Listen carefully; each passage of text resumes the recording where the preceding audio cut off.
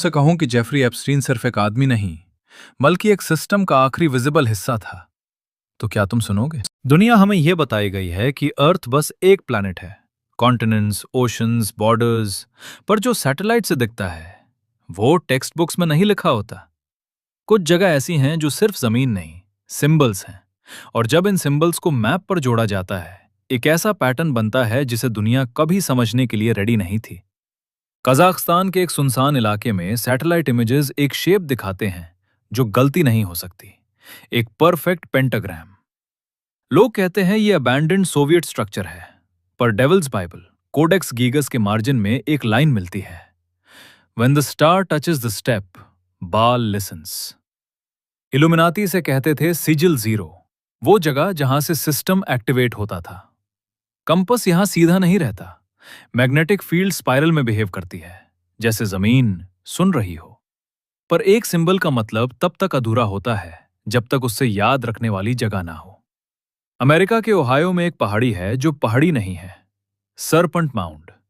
1300 feet लंबा एक सांप जो सोल्स्टिस के दिन सूरज को निगलता हुआ दिखता है।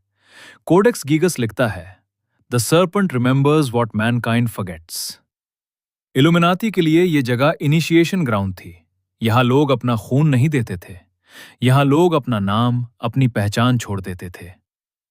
जो यहां से गुजरता था वो रिकॉर्ड से मिट जाता था। पर कोई भी सिस्टम तब तक पावरफुल नहीं होता जब तक कोई उससे देख ना रहा हो।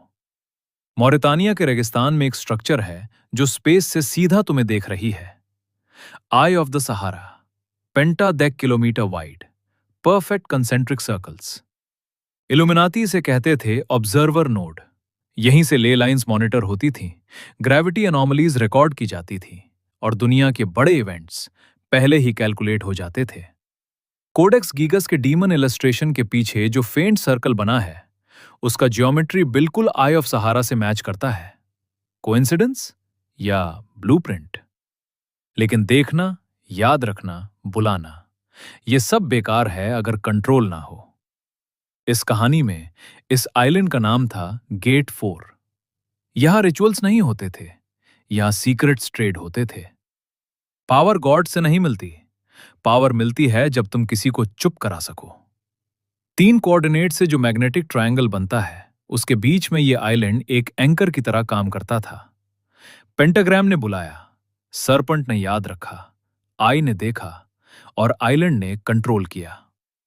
यह था बालियन सर्किट, लॉर्ड बाल का नहीं, इंसान की लालच का सिस्टम।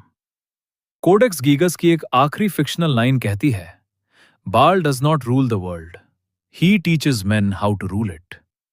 सवाल यह नहीं है कि यह कहानी सच है या झूठ, सवाल यह है, अगर यह सिर्फ कहानी है तो फिर इतनी चीजें मैच क्यों करती हैं?